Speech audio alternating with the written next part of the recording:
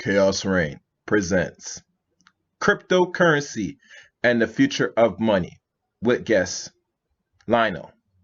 Broadcast February the 7th, 2021. Enjoy.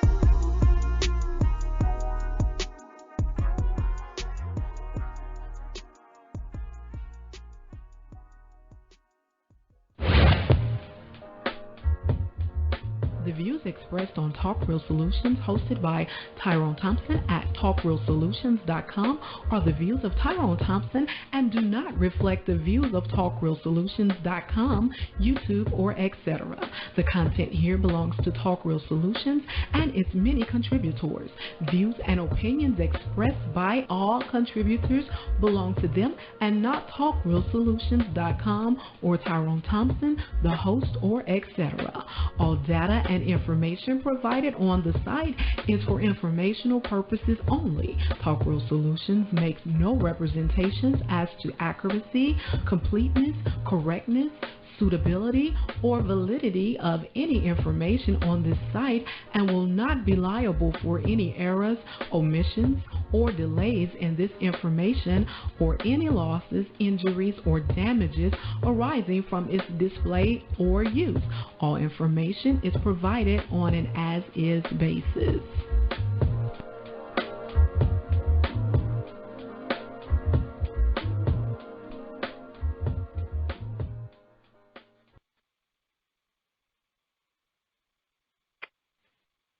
In a world where there's crime, corruption, violence, murder, rape, theft, and all forms of atrocities that plague the world in which we live in today. What you're witnessing, we are living in a state of chaos. And it'll take a greater or more extreme chaos to restore the order in which the world we live in today. Good evening, my people. This is Chaos right here. And tonight, we're going to deal with a very much, well, I won't say very much, but I would say a topic that has to be resurfaced now since its creation back 13 years ago. But before I give you the title of today's show, be so kindly to go to talkrealsolutions.com. On the talkrealsolutions.com, you'll see a list of banks, the 3-point plan, and also on the website, you will find latest articles and news that's going around here in America and abroad, some recent articles, some that are trending. All that is on the website. So if you want to know a little more on that side, go to talkrealsolutions.com. All information is there on the website itself. Also, you can follow this stream on Facebook titled Talk Real Solutions. And there's an actual group and a private chat also. So if you like the page on Facebook, you also get added onto the private chat. I had to hit back turn off that's available. And it gets a little interesting in the private chat on Talk Real Solutions. So, if you're a person that likes to have fun and talk about things that's relevant out here, check us out on Facebook. You also can find this recording on on YouTube as well. Type in Talk Real Solutions on YouTube.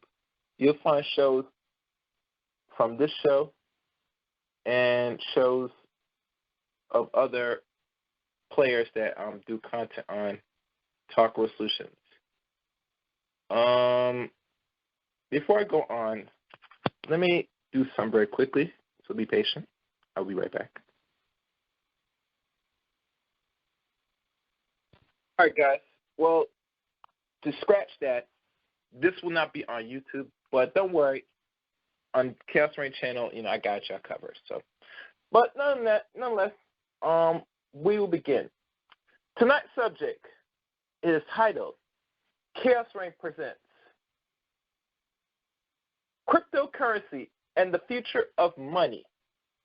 And today I have a special guest that is known and has a brief history and of knowledge of cryptocurrency, and it's also one part of what they call the Black Brain Trust. That you can find on YouTube as well. So no further ado, *61 if you dare, Brother Lynell, press *61.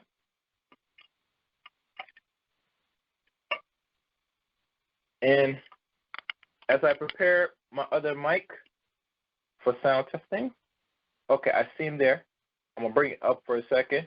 Oh, and for those that are listening, please share this, like this video, and comment on Chaos Rain channel if you can. All right. Let me do this. Where's the mic? I'm going to. All right, guys. No further ado, I'll bring up my good friend Lynell. Lynell, are you there? Can you, sir? Yeah, I can hear you. Can you hear me? Yes, I can hear you good. Let me adjust my volume. All right, good. Let's make sure the sound quality is good. I guess I have no static on my end, Lynell. No static? No? Okay, I guess I'm good. Welcome, Lynell. First time on Talk Real Solutions and one part of the Black Brain Trust. Welcome. Before we go into the title of the subject at hand, I always like to take a step back in history before we jump into the present and hopefully onward to the future. For the first time on Talk Real Solutions, you could tell everybody a little bit about yourself. Yeah, my name is Lynell again. As you mentioned, one of the founding members of the Black Brain Trust. Also, I run the YouTube channel Crypto with Lynell, where I go over current cryptocurrency news and insights. It's a podcast form show, 30 to 35 minutes long, where I keep you in the loop and updated on the latest of what's happening in the cryptocurrency space. Excellent. Because I'm still not too new to cryptocurrency, Lynell. Well, the first question I ask, what is it, or what is cryptocurrency really is now purpose now in the 21st century as we see it? Because I know it was brought and developed back in 2008 during the first crisis, and we see it come surface in 2009, so we're looking at roughly 13, 12 years now. And now we see the position now of one particular coin. The Bitcoin was one of the first cryptocurrencies that started off as like a penny back in 2009, 2010. And now it's, right now, if I check my phone, mostly like $35K per coin.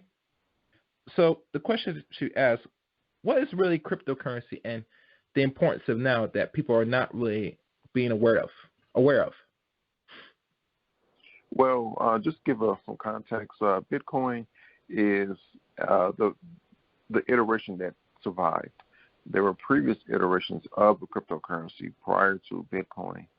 Bitcoin took components of those failed experiments, and it was the one that survived. To give a little bit more context, Bitcoin wasn't necessarily invented or brought to the masses because of the 2007-2008 financial crisis.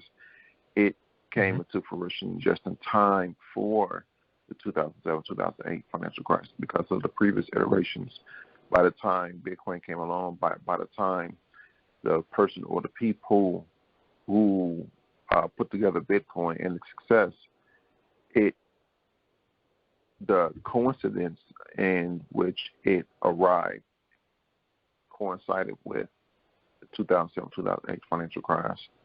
So that just give more context about that, because what people tend to think is, it was invented just out of thin air because of this situation.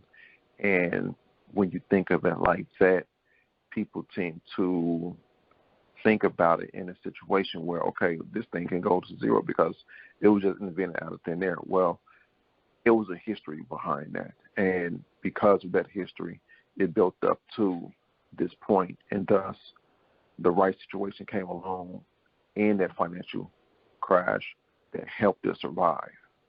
So when you think of it in that context, then you have a new thought. You're looking at it in different lenses and say, okay, now I see the whole history of it. Now, fast forward to about 2009, 2010, that was one of the first instances of cryptocurrency having monetary value. Was the famous story of a guy named Laszlo spending about 10,000 Bitcoin on 2 Papa John's pizzas. Of course, now, fast forward now, hindsight 2020, that was a ridiculous deal. But at that point, prior to that situation, prior to that exchange, Bitcoin had no monetary value. That was the first monetary value of Bitcoin, pricing Bitcoin, each Bitcoin to a couple of pennies. Now, Bitcoin is a peer-to-peer financial system. No middleman. The only middleman you can think of is a blockchain. Blockchain, even though blockchain technology is synonymous with Bitcoin, there are two different things. And you can think of a blockchain as a continuously updated ledger. A continuously updated ledger of who owns what, who sent how much to who, and who received how much from whoever sent that money. It's a ledger. It's literally a ledger, and it's continuously updated. So now you have a situation where Bitcoin is a global peer-to-peer system. No middleman, no banks, nobody telling you that, okay, you can't send that money to this person, or we see suspicious activity that you're spending too much money, or you're sending or receiving too much money. no middleman. So now you have a situation that this scarce product, because there's only 21 million Bitcoin that will ever be in existence, 80% of its supply is already in existence with about 18 million Bitcoin, with the last Bitcoin expected to be mined in around 120 years from now, 2140. There's only 900 Bitcoin coming into circulation every day. It's scarce, deflationary, meaning since the supply is being bought up, since the supply is being bought up by not only retail investors but institutions and countries, deep-pocketed individuals, family homes, and so forth and so forth. That means the price of it is starting to skyrocket. As we've seen, it broke its previous all-time high in December, and it doubled in price in less than a month. Now the price is sitting at $35,000. So outside of that, Bitcoin can also represent a multitude of things to people. So outside of that, that's one of the best explanations I can explain of what Bitcoin, cryptocurrency, and in particular Bitcoin is. I see. I'm not sure if you have a degree. I'm not sure if you're in the tech field, Lynell. I'm more in the financial field, but Bitcoin is a cross between tech and finance, fintech. Okay. That's very interesting. That's well said. The history of it. What I've noticed with Bitcoin and other coins that's developed after Bitcoin, that when it started to surge back in 2016, going around 2017, I've noticed there were certain trends starting to happen. I'm not sure because we have a new administration and stuff that's why it started to climb up, and then it started to slowly dip a little bit. Recently, up to 2020 during the financial lockdown, then I noticed it started to surge again. So it makes me wonder: are they slowly preparing people now in regards to this reset that now we are now going to get away from the physical cash altogether and start over completely? No, I don't think so. No, I don't think so. What you're saying now is more of a coincidence that would make people think that, because what America and other countries and governments around the world is doing, they're printing money. So with that money, it has to go somewhere. So now when governments print money, they print money into existence through banks. And when these banks are big financial institutions, think of J.P. Morgan, American Express, Bank of America, so forth and so forth, they receive the money first. They receive this printed money first, because when America prints money, you have to ask yourself, okay, who's receiving this money? America's not just printing money and dropping it off on Fifth Avenue in every city around the world. No, it has to proliferate through the economy, through banking systems, and it's with any government. So now you have these banks that are receiving this money through the government, and their job is to turn around and lend it out, to turn around and help the economy by any means, through which retail investors get, loans and whatnot, retail investors, but everyday people get loans, and because the money comes into the money supply through credit, through the means of credit. Mm-hmm. But a lot of times what happens is banks don't give out credit to people, businesses, and the other people who would need credit. So what tends to happen is, and what has been happening, is these banks are buying assets. They're buying assets such as stocks, securities, and a lot of that money is going into the crypto space, and in particular Bitcoin. So we're not seeing, I can understand how people would think, Bitcoin's going up, so they're preparing us. No, it's more of a coincidence, because you have to understand how the money, how this printed money goes into the money supply. And then you have companies, one notable company is MicroStrategy. They're buying Bitcoin, putting it on their balance sheets. Grayscale is buying Bitcoin and custodying it for companies who want to have exposure to Bitcoin. That's why the price of Bitcoin is going up, because of the demand of Bitcoin is going up, because people are seeing it as a hedge against a weakening dollar. A weakening dollar just means your purchasing power is diminishing, because there's so much of a flood of money in each government around the world, each country, just on and in that country's system. So much money that, hey, my dollar doesn't stretch as long as it used to in yesteryears. You're right. I noticed, because the United States military backs up this United currency dollar, that it's being diversified in so many areas that, we're printing money, but it's definitely really backing it up, to be honest with you. And because of this process, the dollar is losing really a lot of value as time progresses. It's going to come to a point that dollar is going to be really, if it's not right now, worthless at this point, because you can't keep printing money. There has to be some value. And because these bankers are so, greedy, and they're, finagling the numbers, said they give us, 0 interest rates, and this has been going on for like 13 years now. It makes more say, how long does a nation could last when you know that your dollar that was once valuable is losing its strength? Because I think certain nations are stepping away from the United States. I'm not sure if you're aware of this, Lynell, from the BRICS nation and all that stuff. So if these people don't... Go ahead. Go ahead. No, go ahead. I can come in. Okay. So with the BRICS nation, the BRICS stands for Brazil, Russia, India, China, South Africa.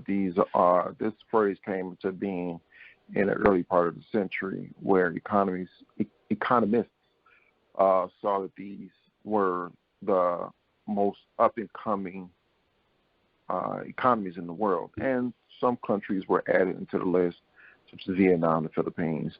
But now you have a situation where China, which is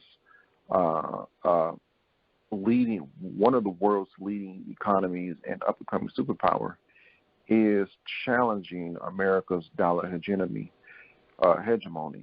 on the world stage. They're going into the space of central bank digital currency, and with this central bank digital currency, the difference between more commonly known as a CBDC, central bank digital currency, I refer to it as a CBDC, and a dollar, a physical dollar, I think is tantamount to a smartphone and a dumb phone.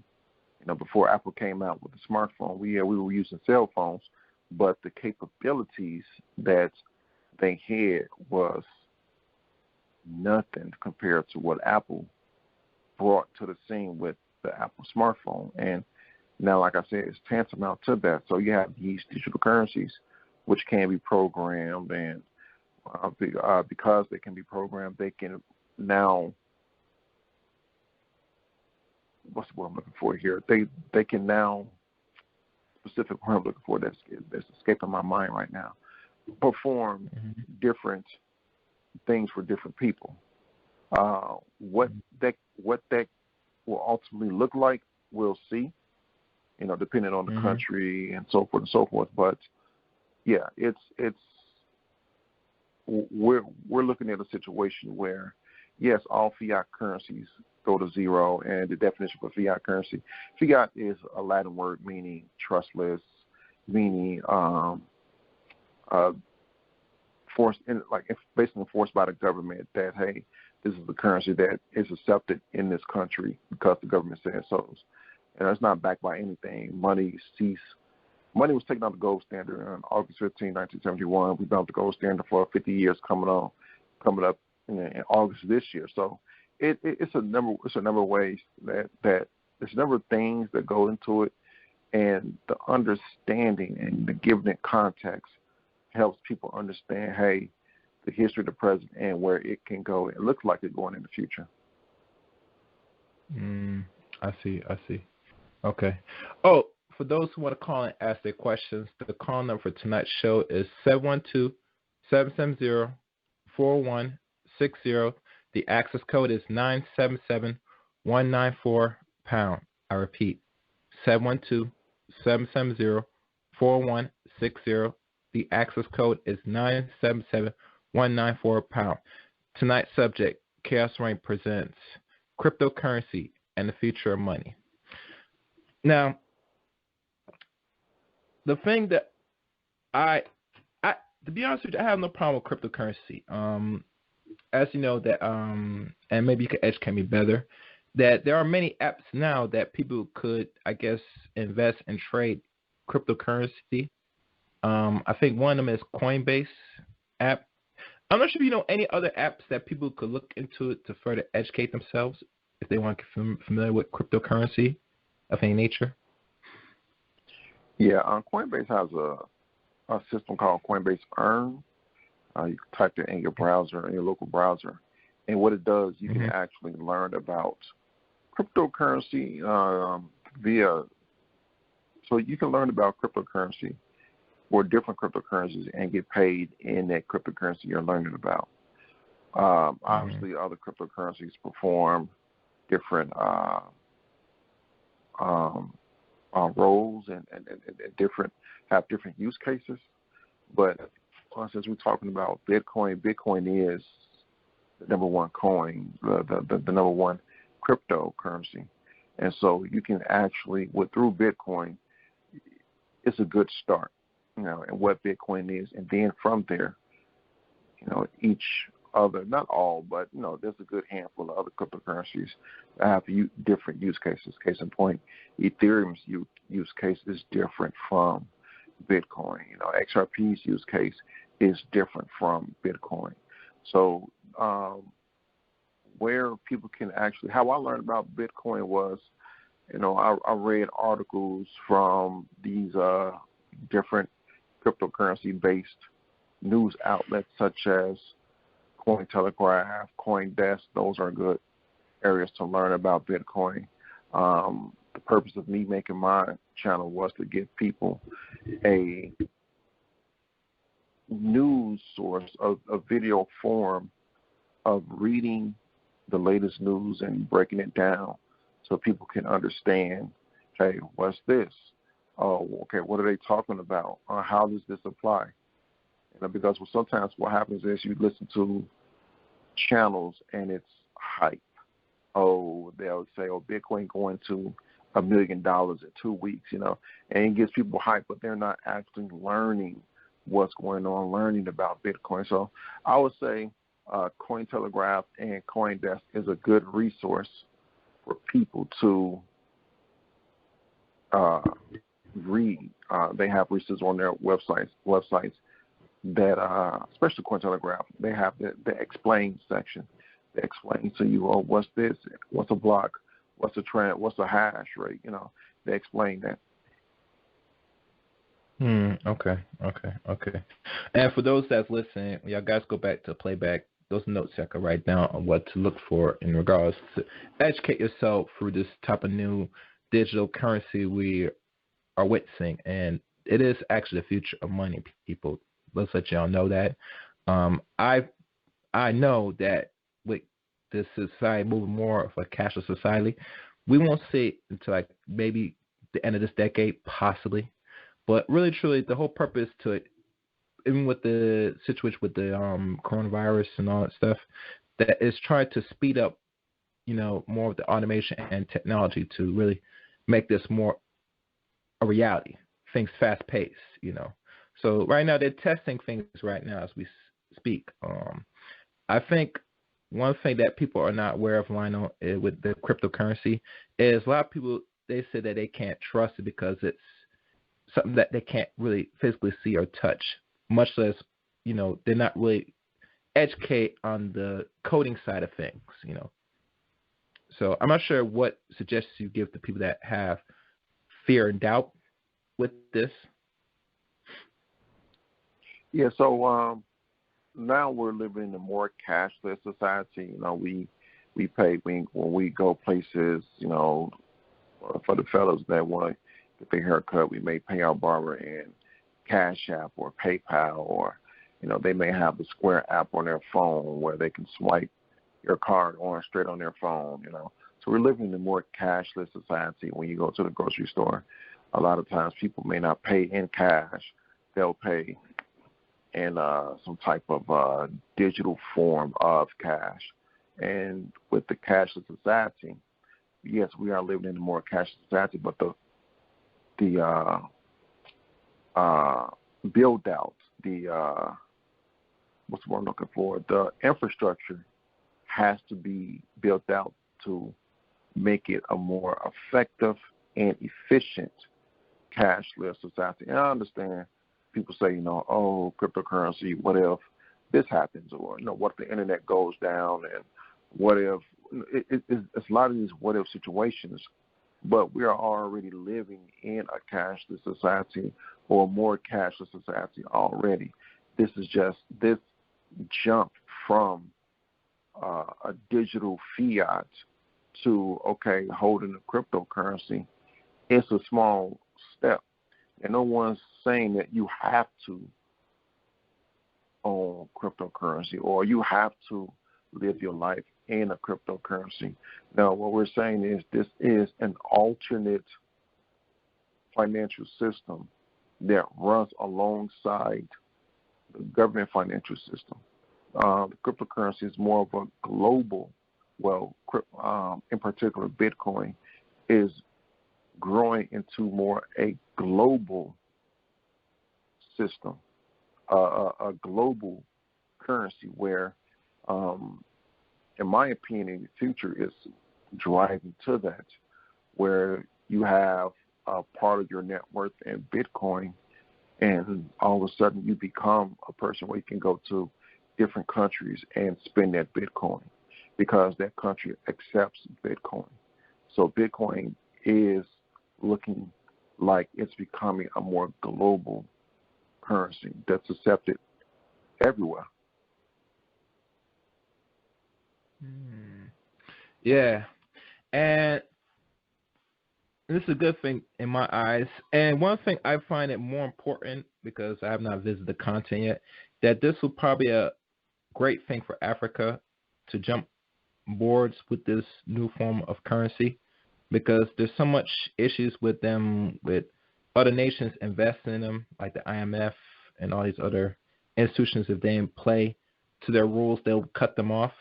That they need to really have control of their own currency to do some form of trade and barter amongst the African nation. I think, cryptocurrency is the goal in my eyes. But like I said, for those people that are fearful, they should have nothing to fear, because what is here already. The only thing you have to do as a human being is to adapt. That's it. And make use of the environment. And well, Lynell, that people that cannot adapt, those do not survive. This is that simple. I mean, it's the law of nature. You know what I mean? Only the strongest will survive. And if you're a person that's dependent on fiat currency and you don't know the basics of this general knowledge, if you're not using cards, certain things on your phone, which, to be honest with you, brother, I know a few people that's older than me and you that don't even have a smartphone. You get me? Yeah. and saying you don't even have that. And this is my thing. I'm not saying people should depend on old technology if they're comfortable, but know this: when things are accelerating, all forms of technology that you're comfortable with will be obsolete, because we're using things like internet, 5G, 4G. Those things run on a broadband and runs through a satellite. All the things that people are not aware of, those things upgrade and they update. The things that you have now that you feel you're only comfortable to adjust, those will no longer work. And the system will tell you that. Why do you think that most smartphones, if people know that the ones you buy, they have a certain shelf life, and then you see start malfunction, slowing down? Because it's the basic computer. Am I right, Lionel? Yeah. Yeah. And, So and what you're you saying, have to go ahead. Go ahead. what you're saying that yeah, a lot of people do still hold dumb phones, and what because of this infrastructure is building out, these people the people that are building out the infrastructure, they know this. So a lot of people are not comfortable with smartphones. These smartphones are getting so powerful where the amount of technology that's on them, people are not going to use these. It's overkill to a lot of people. People are not going to use or take advantage of the amount of technology that these smartphones offer. So what you're seeing now is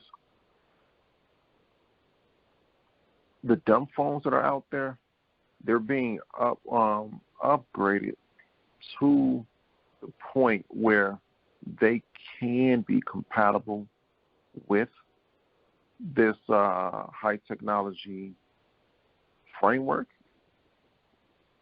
So what I'm trying to point out is like they can, my words are escaping me today. They could be upgraded to the point, at least they're doing is upgrading to the point where they can function on this high technology framework. And they can still be dumb phones, and people can still buy these dumb phones, but they can also, with these dumb phones, it is sufficient enough for them to still operate on this network. It's not to say that smartphones will cease to exist. They're going to still innovate. They're going to still make phones with these high levels of high technology.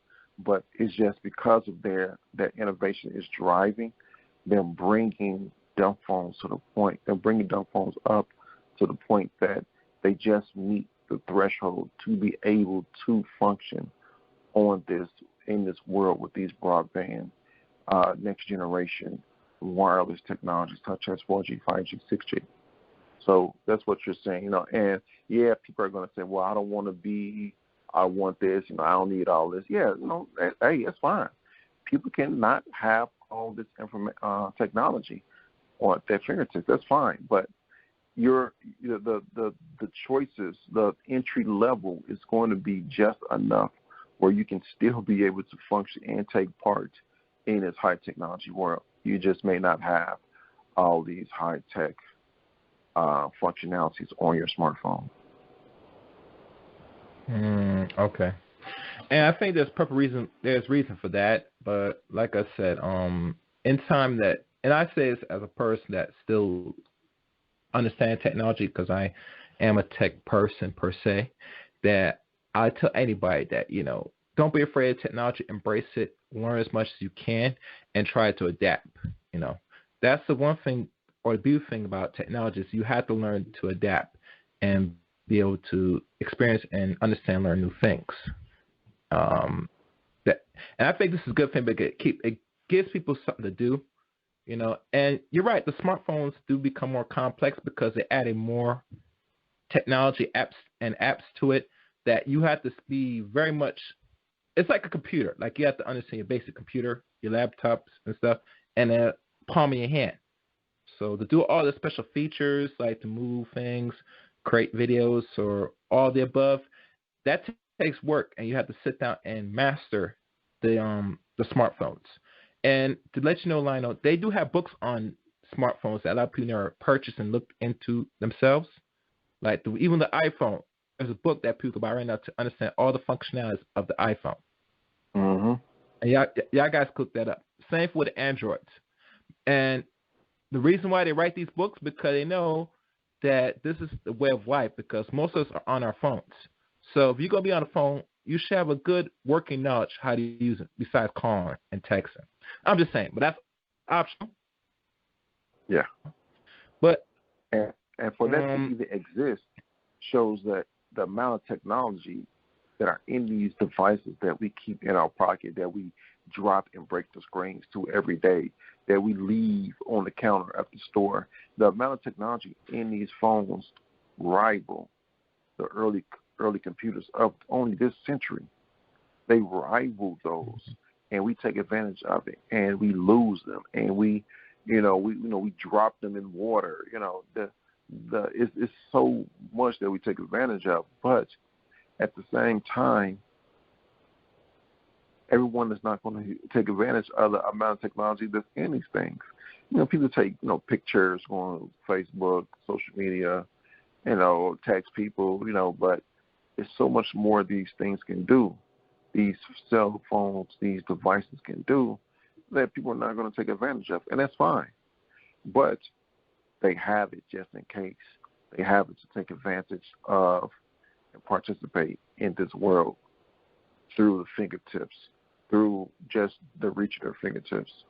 And that's the cool part about it. Yeah. Well, they say that the phones are smarter than humans. How you have a phone in your hand and it's more smarter than you? I don't know. I mean, it is what it is. And I got that from Cerulean. But yeah. Oh, one other thing I do want to ask. You had a channel where you're running 24 hours a day, and you were able to draw traction to the point where you had Lynell, like over 6K people watching, and then something happened to your channel.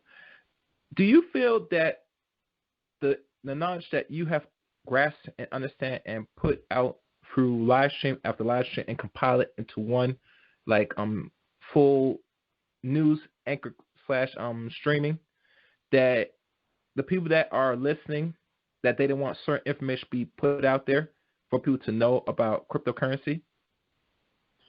Why my channel, my last channel that is, was terminated by YouTube, they never gave me a straight answer as to why. They always told me to refer to their community guidelines. Nothing the community guidelines referred to me because I wasn't inciting violence. They said I was inciting violence, and I persuaded people to break YouTube guidelines, which, hey man, my channels, I read 5 to 6 articles every day on cryptocurrency, and that's the main and only topic of my channel is cryptocurrency, helping people understand what it is better. And I amassed over 855 videos, and what I did was I just put them on a playlist, and I did a 24/7 live of all my videos over the course of a year and a half. I did over 805 videos, and they said that I got an email the night before Christmas, saying that it violated their terms of service, and overnight I got one email saying it violated their terms of service, and then the next minute, within the same minute, it's about 10:24, they said that they were terminating my channel, and I never got it back, and all those videos are lost. As to why, as to how, people didn't want certain information, I will push back against that only because there's so many other people out there just in the crypto space, period, that's disseminating information, same level as me. There's other people in the financial sector as a whole that are also disseminating information that has even more in-depth knowledge than I do, and their channels are still kicking. What I could conclude, Lynell, because I knew about the Black Brain Trust for over a year, and I made a conscious effort to catch as much live streams as possible. And I can't catch them all because, like I said, I have a channel myself, and I have so many things that I could only do on a day-to-day basis. But what I've noticed, because you focus on cryptocurrency only, that if you're able to put out video after video, that's almost 1,000 videos for a time period of a year and a half, which you're reaching, and then you decide to make it a full playlist. What I can conclude, and this is me, is that, you're putting out something that is awakening certain people. Because if you're watching your normal live stream, it's more than 1,000 are watching, that tells me, if you do the math, that means you are able to tap in tens to maybe 50, almost 100,000 people during that whole stream of live stream, because they don't give you the actual numbers how many people are watching until it's concluded. I'm just telling you that up front. They finagle the numbers on YouTube. So you might think you see 5,000 people watch, but it could be 20K people watching. We will not know because obviously when they know who is presenting the information and what information they're putting out, and I'm going to say this personally, and I don't care what people say, they know who is using their systems. They're the one they knew who's using and putting out content on YouTube.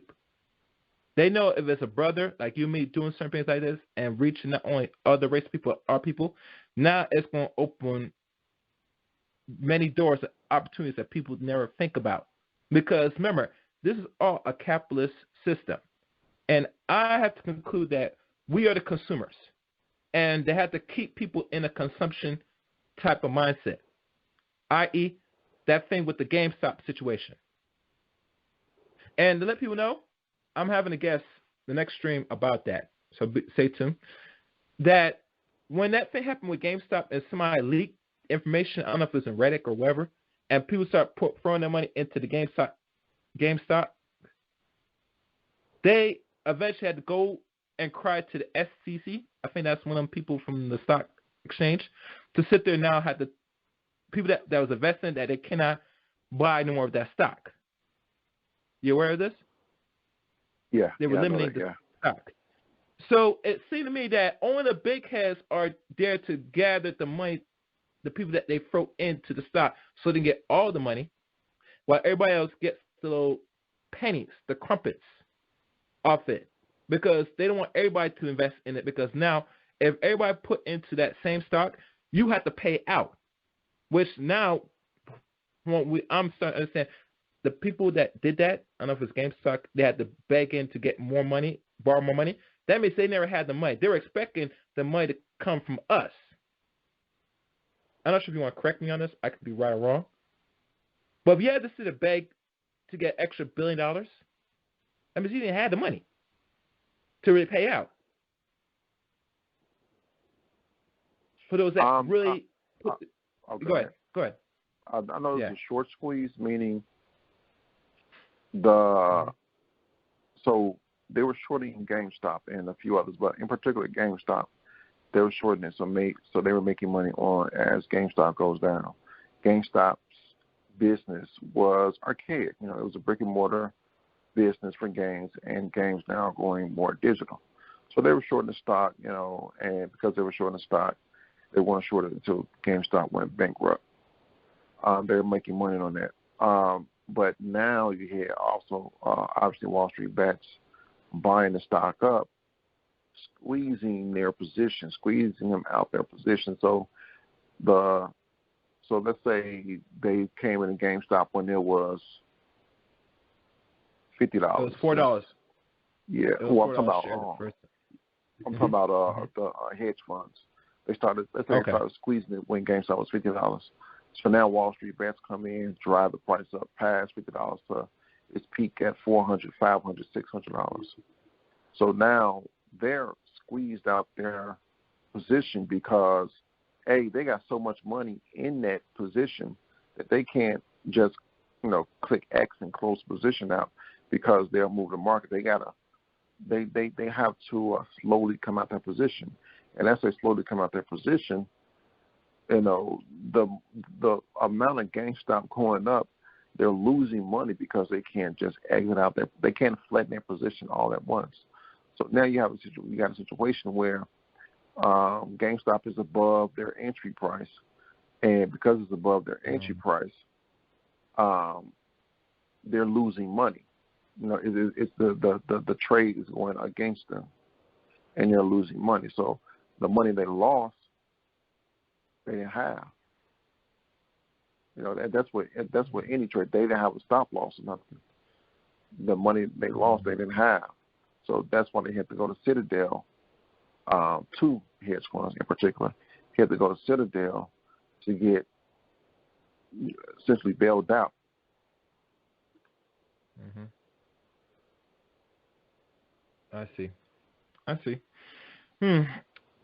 It makes me wonder how much people are going to really trust the stock exchange or trade on Wall Street moving forward now because of this.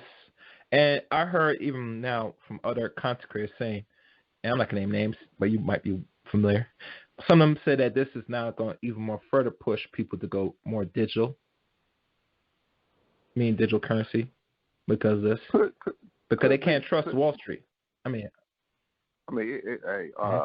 it could be the catalyst to a number of people to go digital. I know that what happened with this Wall Street bets thing, it will, in my opinion, force regulators to make changes in what hedge funds can do and to how much of a stock can be shorted, because they were shorting more stock that was on the market that GameStop had. So let's say GameStop had 500 million shares of stock, but they were shorting more stock than was in existence. So from what I'm understanding, that what Wall Street bets did, regulators would change that, saying, "Hey, man, you can't no longer short more stock that's outstanding of a company. We're going to stop that." Mm-hmm. But Lionel, that's really what's the purpose of really creating this new form of, to really get away from the banks. That's the real end goal with the cryptocurrency thing, is to really have something control, regulate how money is being moved and pushed, instead of somebody else being trusted with people's money. Because throughout history, with the banking cartels in history, people read on a lot of banking cartels from the Rothschilds or any J.P. Morgan, all these other major institutions, if people are not familiar, that they have a lot of control over people's livelihood because they control the money. And how they control your wallet is how they dictate you at the end of the day. So now moving to this digital age with digital currency is another avenue to really get some control and have some power for the little man or the person to have control of their own money. I mean, that's how I see it moving forward, because to be honest with you, with how these institutions are running and going, that no one should be trusting none of them at this point, because too much corruption, but especially by man. Yeah, it gives people options to the choice to either bank with a bank or not want to bank with a bank. We've been conditioned to put our money in banks for so long. We've been conditioned, our parents been conditioned, our grandparents have been conditioned over a multitude of generations and decades to have bank accounts. Now, some people will take that option and not bank with a bank. Some people will take that option and say, well, I still want to have a bank. Now, banks still do have purposes in a community and small businesses in a community, I will say that. But some people will take that choice to not bank with a bank, and some people will still choose to bank with a bank. But now you just have that option. Should you choose not to bank with a bank, that option is there. Yeah, indeed. All right, guys. The call number again is 712-770-4160. The access code is 977-194#. I repeat, 712-770-4160. The access code is 977-194#. Tonight's subject, Chaos Reign presents cryptocurrency and the future of money. Let me see what other question I have on here. One thing I did notice, that now they have a form of a credit card that you could transfer what you got from crypto into a card now. I'm not sure if you've seen that. That's been circling lately throughout the social media and internet. Yeah. Have you noticed that? Yeah. So, Yeah, go ahead. That's been around for a couple of years. There's a number of them out there: Crypto.com, BlockFi, Nexos, Visa, and MasterCards get into the space. It's just another way for you to actually spend your cryptocurrency anywhere a Visa or MasterCard is accepted. The versatility of it. Okay. So they've been around for years. Okay. One other thing. I'm not sure if you can email me your new channel, because I probably will subscribe because when I heard about what happened, I was gonna hit you up to find if you're gonna create another channel, because what you're doing is necessary now.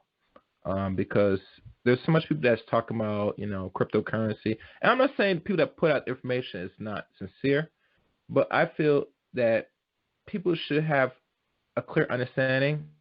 And if you're going about explaining it and going through the articles, it gives people more clarity to what to look for and what to do more investigation when they start to invest.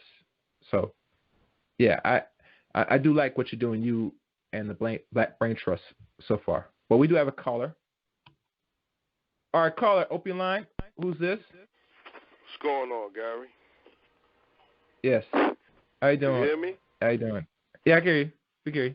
All right, man. Well, first and foremost, I want to say congratulations to Tampa Bay. They just won the Super Bowl, and I predicted that they were going to win. So I just want to put that on the record. Congratulations, Tampa Bay. Mm-hmm.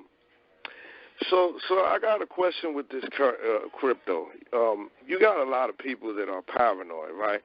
And some for some good reason, because they see the transition.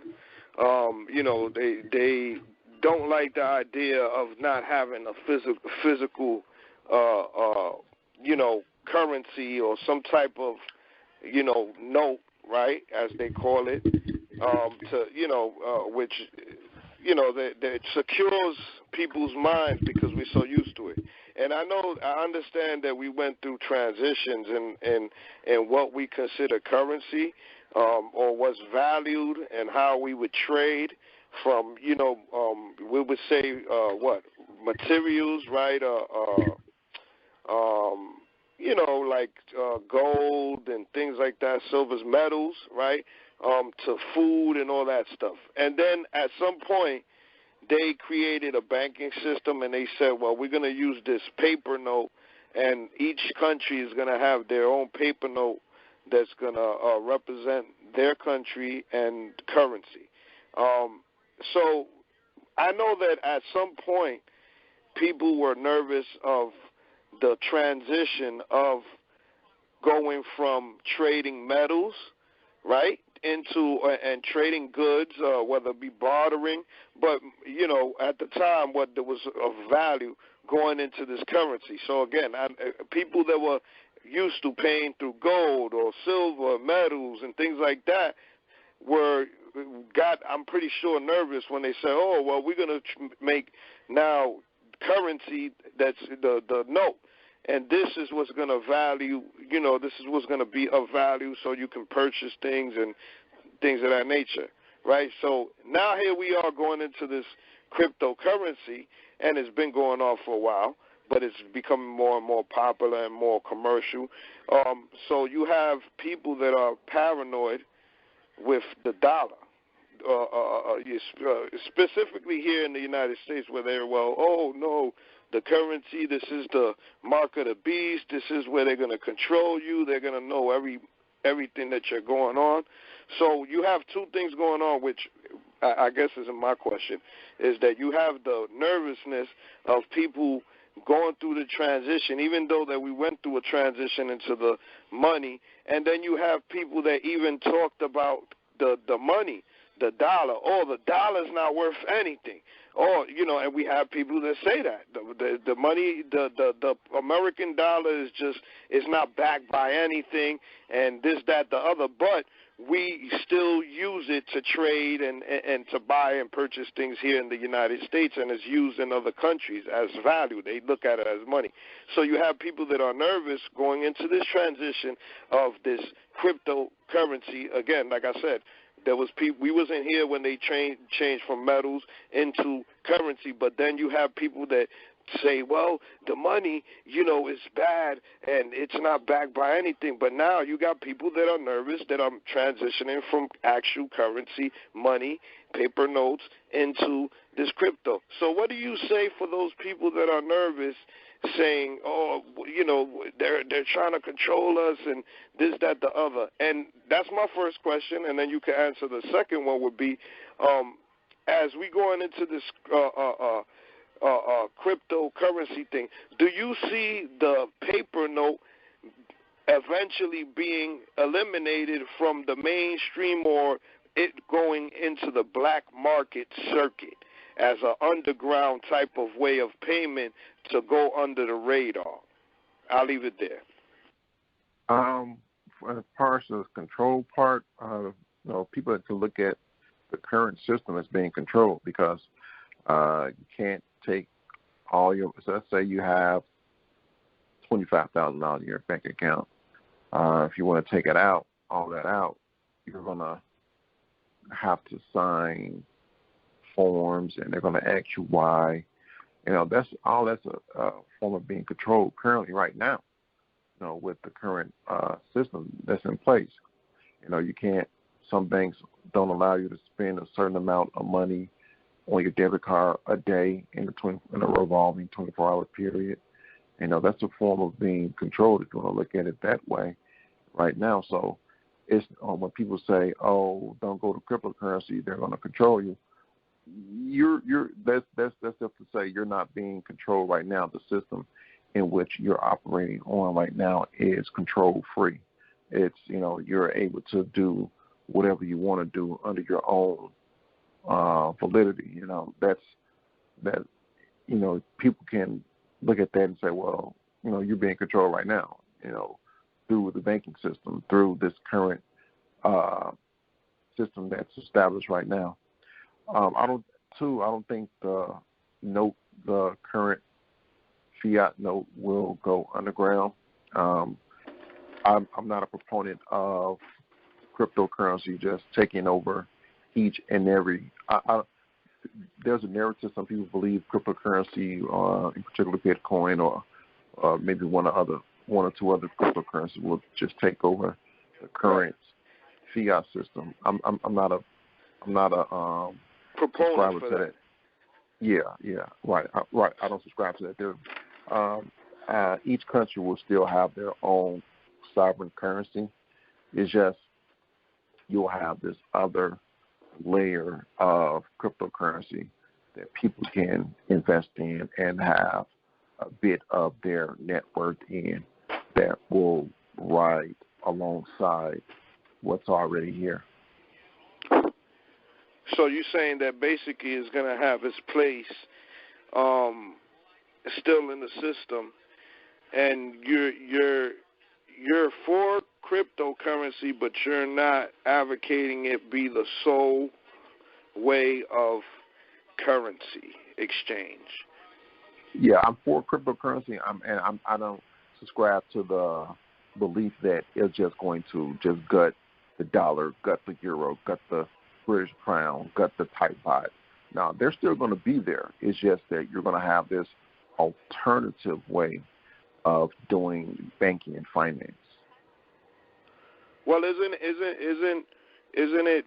I mean, not completely, but isn't it how people that work for the city or state and they get a check, and the check is not physical money, but you got to put it in a bank, or they deposit the money in your bank, and until you get the money in the bank, you don't see the cash, and almost like working in a sort of a credit card system. Isn't it something similar to that already? What do you think about that? Yeah, that's what we have already. That's more of a cashless society where your money is, what's the word? Direct deposited into your account. You don't go to the bank and cash a check. It's direct deposit to your account. You pay your bills online. That's a more cashless society. What I'm saying is the fiat currencies I believe the fiat currencies are going to continue to be here, or continue to stay. The fiat currencies, meaning the governments around the world, their sovereign currency, like the Swiss francs or other currencies like around France, the world. Asia. Yeah, I think yuan. Japan use paper currency. They still pay people via paper currency still. Yeah, they have their own their own currency. The Japanese yen, and they have their own currency. What I'm saying is, Bitcoin all those fiat currencies won't cease to stop. They're going to continue, but you just have this alternative way that people can choose to take part of if they want to take part of. I'm not saying that, hey, people, you have to do Bitcoin, you have to do Ethereum, you have to do any other cryptocurrency. People don't want to, and that's fine. Well, I'm just saying that the choice and the option is there. Jay, before you continue, wait 1 second, Jay. Let me see who this is before we continue. All right, caller, open line. Who's this? This is Miss Lady. All right, Hello. good. Stay right there. Stay right there. You continue, Jay. If you have any other questions, you continue. So no, just so Miss Lady could go in, I just say that basically people can rest easy. Physical money ain't going nowhere. Yeah. Okay. Thank you, brother. Okay. All right. Now, Miss Lady, what do you have? Any questions or anything pertaining to this topic? Some questions, and I have some comments. You know what? When he talked about Jay, how we went from metals to fiat dollars. Those fiat dollars you still hold in your hand. It's something tangible, but this crypto world is not. And so I think we should always have some kind of tangible kind of currency, because you have people that have maybe some mental or physical limitations. They won't be able to transact business well online using cryptocurrency. I mean, can you imagine when you wanted to buy something and you put in to sell, a huge amount of it? You have people with, that are aging and they have, maybe a little forgetfulness or dementia or whatever setting in. You know what I'm saying? So I think we should always have some kind of tangible currency that you can hold in your hand. Some people just aren't technologically savvy enough to deal with the crypto world. And then, secondly, Janet Yellen allegedly wants to start regulating cryptocurrency and wants to start taxing uncapitalized gains on cryptocurrency. So I wanted to ask him, how likely is that supposed to happen? Pardon? Is this in New York? You're in New York, right? No, Janet Yellen is the current Secretary of the Treasury. She replaced Steve Mnuchin as Secretary of Treasury. Okay. And they're saying, it's money laundering. They're using that as if it hasn't happened, otherwise through standard ways, the banking system. But, it's used for nefarious activities and it needs to be regulated. And we need to tax uncapitalized gains, which is that's going to really create a big problem if that should happen. So how likely is that to happen, do you think? So capital, I saw that story. They wanted to tax unrealized gains. It's a form of wealth tax, unrealized gains. I've heard people argue that we're already being taxed already with these not high interest rates, but the threat of going into negative interest rate territory. Look, the tax man is going to get his piece of the pie any way he can. The problem is that people push back against is, hey man, you're getting too much of the pie. That's where people start to push back. I think people are fine with paying taxes as long as they know that their taxes are used for something. It's just that when you start to tax too much, then people start to fight back. I know I've heard her say that cryptocurrencies are used for nefarious activities, but at the same time, you have these blockchain analytical and these blockchain forensic firms that are saying that, hey, no, that's not correct. Only less than 1% of all Bitcoin, in particular Bitcoin. And I harp on Bitcoin because it has the most liquidity that, let's say, even if a criminal want to use cryptocurrency, you don't want to use a cryptocurrency that doesn't have liquidity to get your money through. So Bitcoin has liquidity, and these blockchain forensic firms are saying that, they know what they're talking about because the blockchain is a public ledger, that, hey, less than 1%, a third of 1%, no, I'll say like the 0.34%, because I read the article, 0.34% of all transactions in Bitcoin are used for nefarious activity, and that was down from 2% in 2019. And also, if a person is a criminal, it's illogical to use a public ledger to perform your criminal activities, and this public ledger will always be there. So essentially, it's amount of time until you're caught. So it doesn't make sense what she's saying, and they know it doesn't make sense. It's just they're trying to make sure their hands are in a cookie jar. So it's like every time you make a transaction, you leave a footprint, right? Yeah, you do. You leave a footprint. Mm-hmm.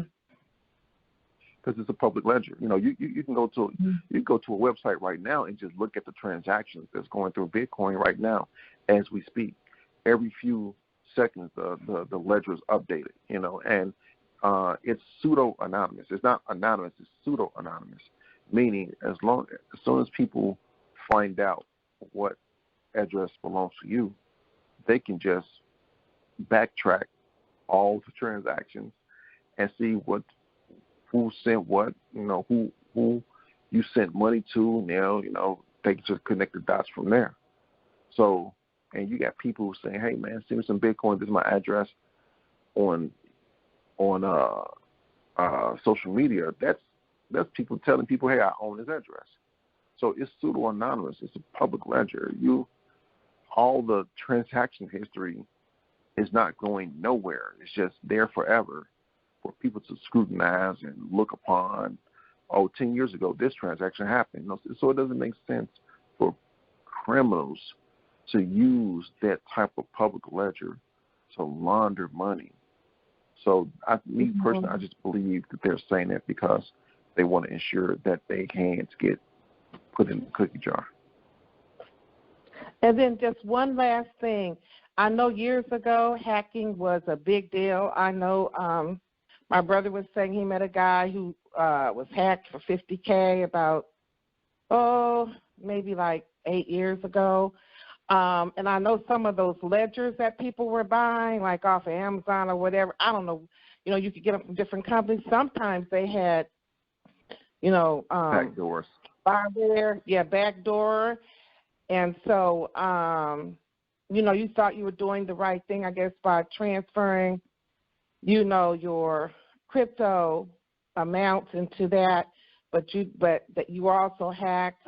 So what is the percent of people being hacked, and what wallets or ledgers would you recommend? I mean, I know they have online wallets now. You don't have a physical wallet, but it's really and then of course people, they forget their password or they lose the number or whatever. They die. Nobody knows where it is, and they so it is a little disconcerting. Yeah.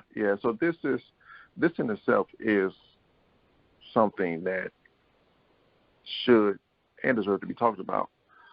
People were buying these hardware wallets like Ledger or Trezor through Amazon or eBay. That's the first mistake, because you should if a person purchase any type of hardware wallet, they need to get it from the manufacturer, straight from the manufacturer, because what happens is you get it. People try to be cheap and get it, from these third-party sites such as Amazon or eBay. You don't know that has been tampered with. You don't know if a code has been installed that'll give that person a backdoor entry into your wallet and drain your wallet. So you always should purchase a wallet straight from the manufacturer. Yes, people have lost their passwords.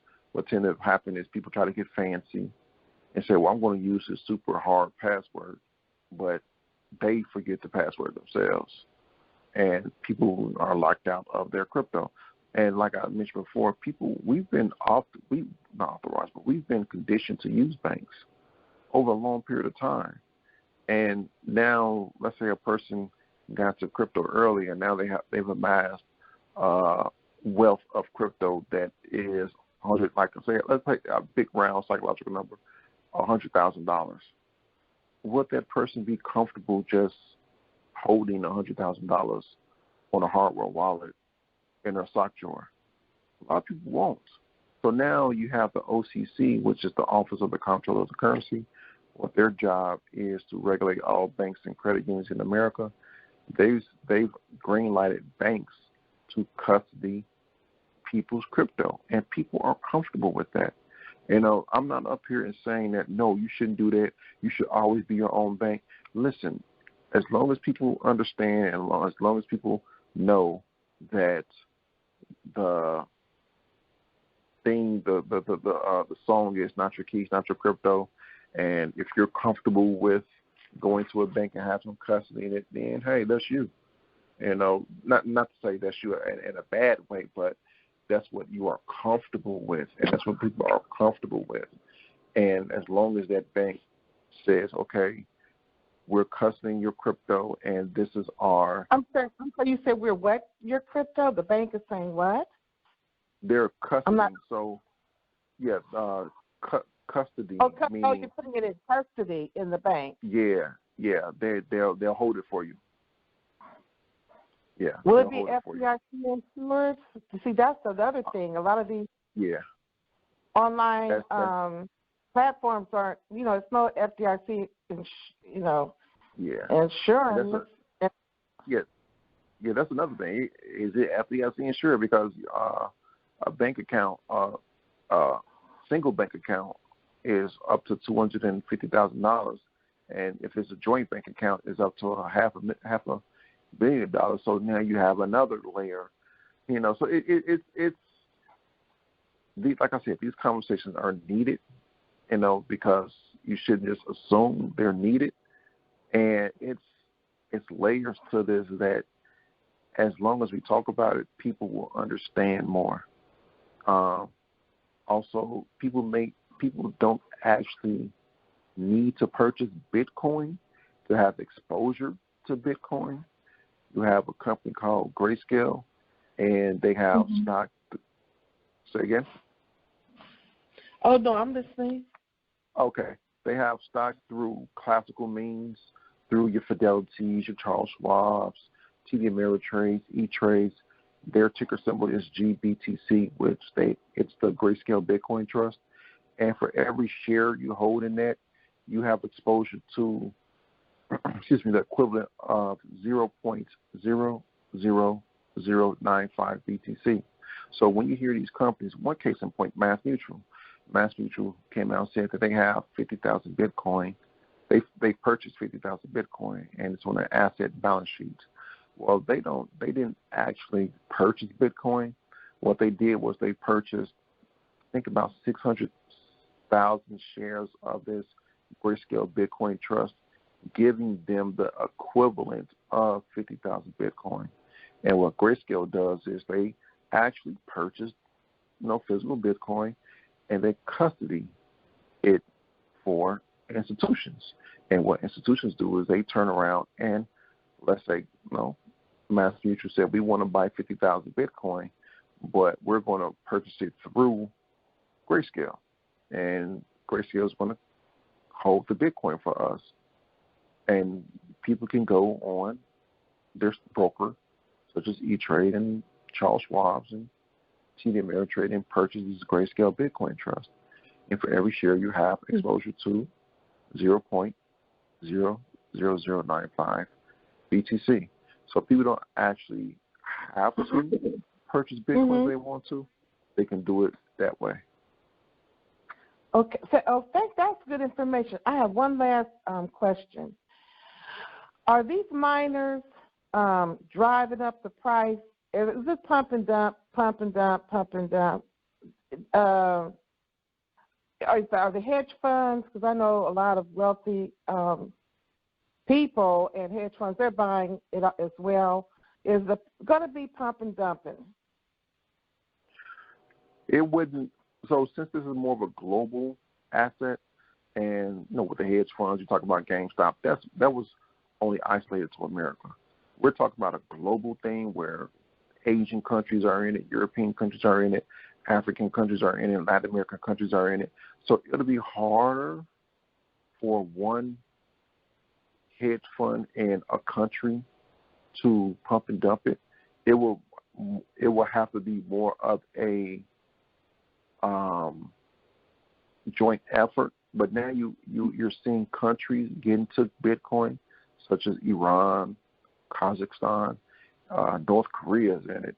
So once you start to have countries that are using cryptocurrency to buy, what's what I'm looking for, to circumvent the U.S. dollar and trade, it'll be hard for one whale with $23 billion to manipulate the price of Bitcoin, because there's so many people in it, so many high net worth individuals in it, so many other hedge funds in it, so many other countries, so many other family offices, and so many other retail investors in it, that it'll be kind of hard to do.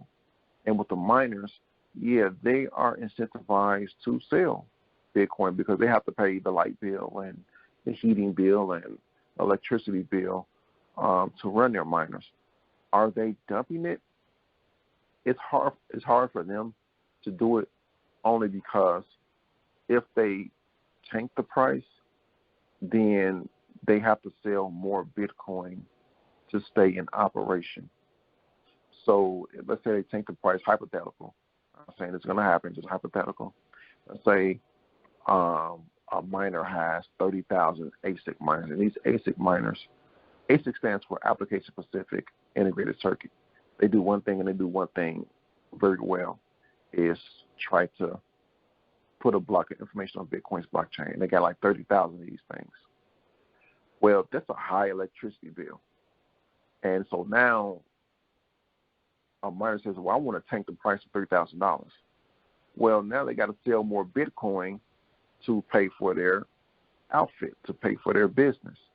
And not only that, if they do tank the price, these miners tank the price to $3,000, they are essentially putting themselves out of business, because at that point they'll be selling all their Bitcoin just to stay in business.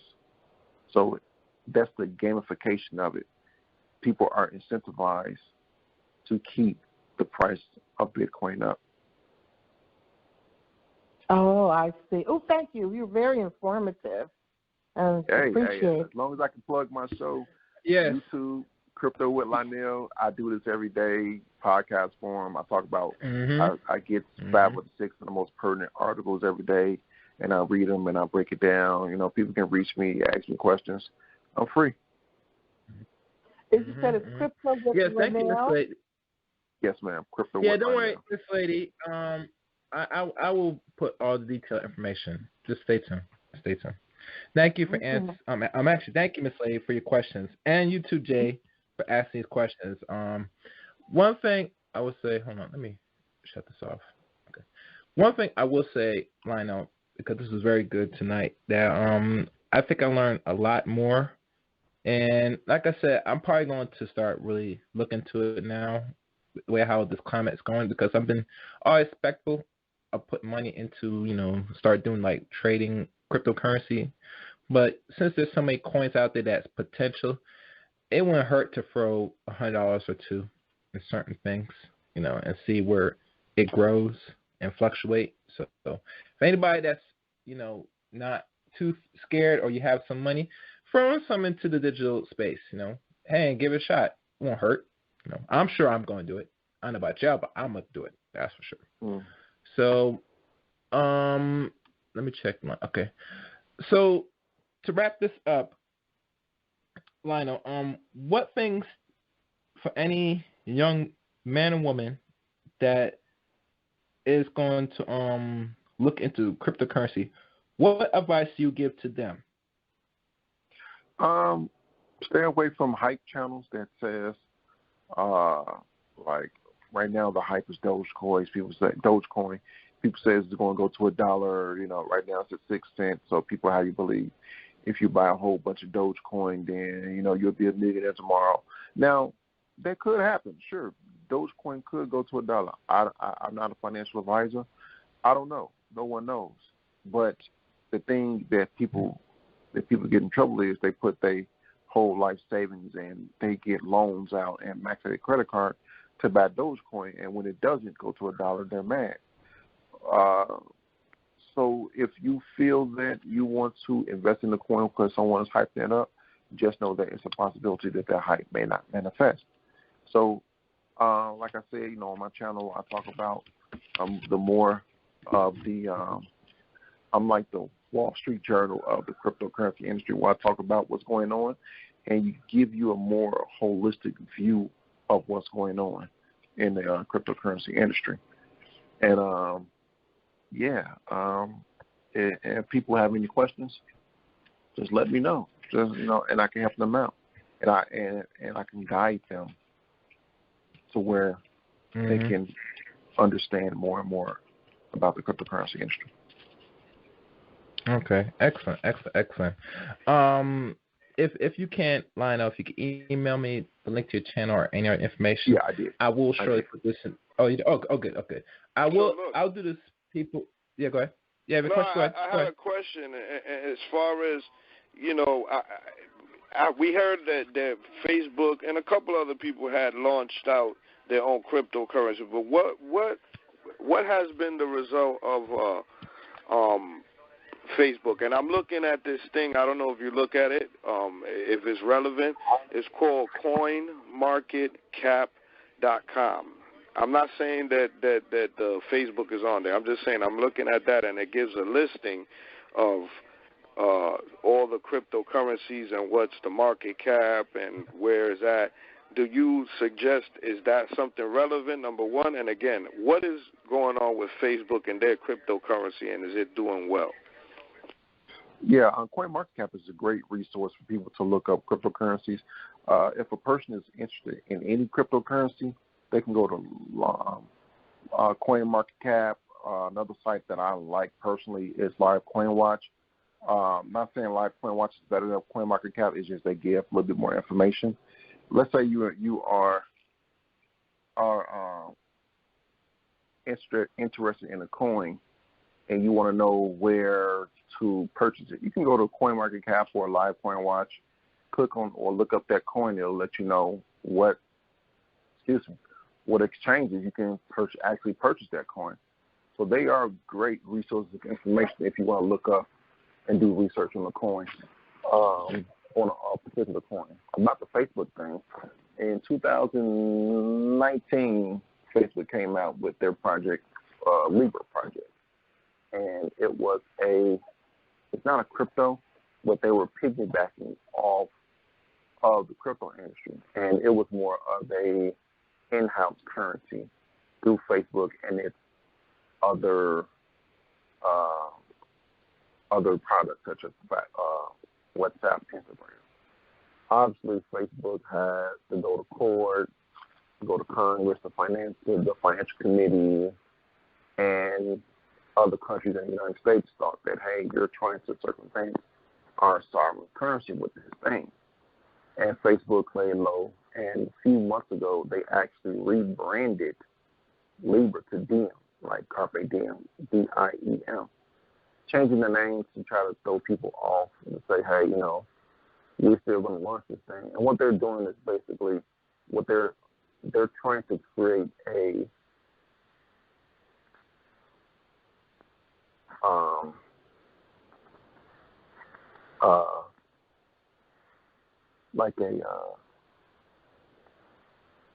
what's the word I'm looking for here? So you know what Apple, ecosystem, where you have the Facebook shop, you have the Facebook marketplace, where you can play with Facebook DM, and you can tip people on Instagram with Facebook DM.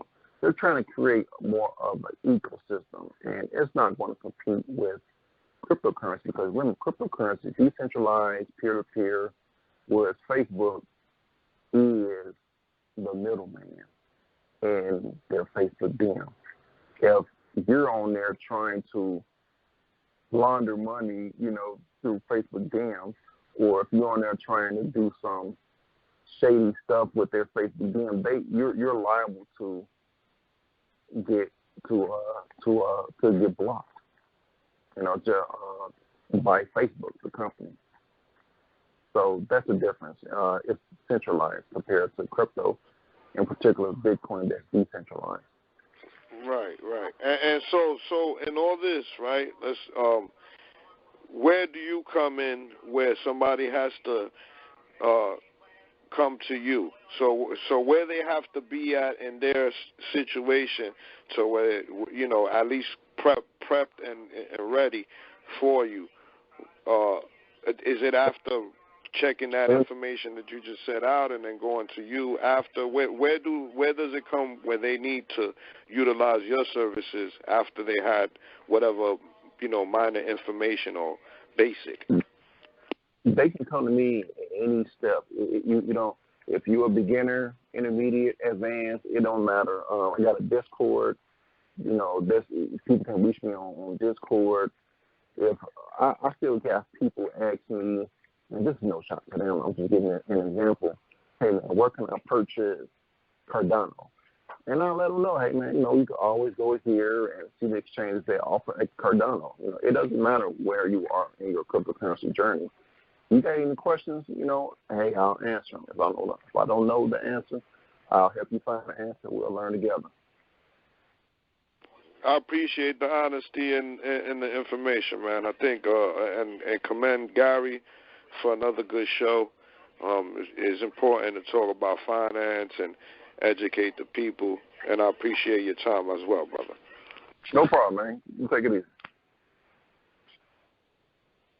Yes, Lionel. And it's interesting you mentioned the Discord. I do have Discord, so if you did include that in the email, that'd be good. Wait, let me see what this is. Hold on a second. Caller, who's this? Hello? Nah, I muted myself. Hello? Guy, you can mute me, guy. Okay. All right, cool. If you have Discord, Lionel, add that to or email me that. I'll join a Discord server as well. Okay. Because I have Discord, but I rarely use it now. It was once popping back in 2019 with a lot of other friends, but they kind of weeded themselves out of Discord. So, yeah, if you have Discord, I wouldn't mind hitting you up on Discord as well. So, yeah. Okay. I'm looking forward for that. But I think all my questions has been answered, and everybody else that called in had questions, and I think they were pleased to the answers that you gave them. So, last thing, where can people find you again? Well, you can find me on YouTube. My YouTube channel is Crypto with Lynell. On my channel, I'll email you the links also. On my channel, I have the link to my Discord, but mainly YouTube. I have my link to Twitter on there. Twitter, Crypto with Lynell, all the same. Yeah.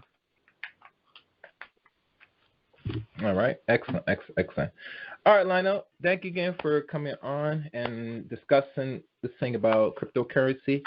This is one of many in the series. And hey, we might do this again soon. All right, brother. And I'd like to thank and tell everybody the Black Brain Trust. Thank you. That's it. And I'll be listening. Get him?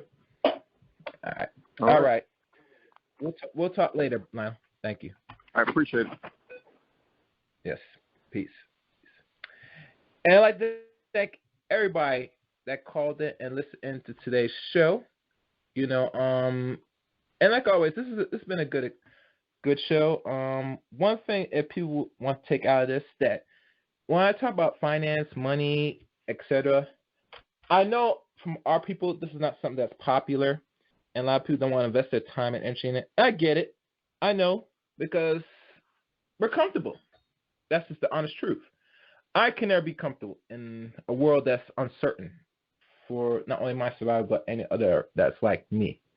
So my advice to everybody, you should not only learn as much as possible, but know how to use the power of what we call money properly, including cryptocurrency. Use it to your disposal. Empower yourself by any means necessary. And everything else will fall as is. But other than that, I'd like to thank everybody for listening to today's stream. If you missed what was on this podcast, please go back to replay of this. All the links to Lynell, his YouTube channel, his Discord will be in the description of this on Chaos Reign channel. And also, you can follow me on Twitter at ChaosReign7, and you can follow me now on Facebook, Eric Reign. So you know where to find me, people. But on that, thank you for listening. Until next time, take care and good night. I'd like to thank Lynell from his YouTube channel titled Crypto with Lynell. He is one half of the Black Brain Trust. So if you're not familiar or know of his works, subscribe to his YouTube channel. That will be in the description of this video. And like always, comment, subscribe, and like this video. You can also follow me now on Facebook, Eric Reign, and you can follow me on Twitter at ChaosReign7. Thank you for listening. Until next time, let it chaos reign.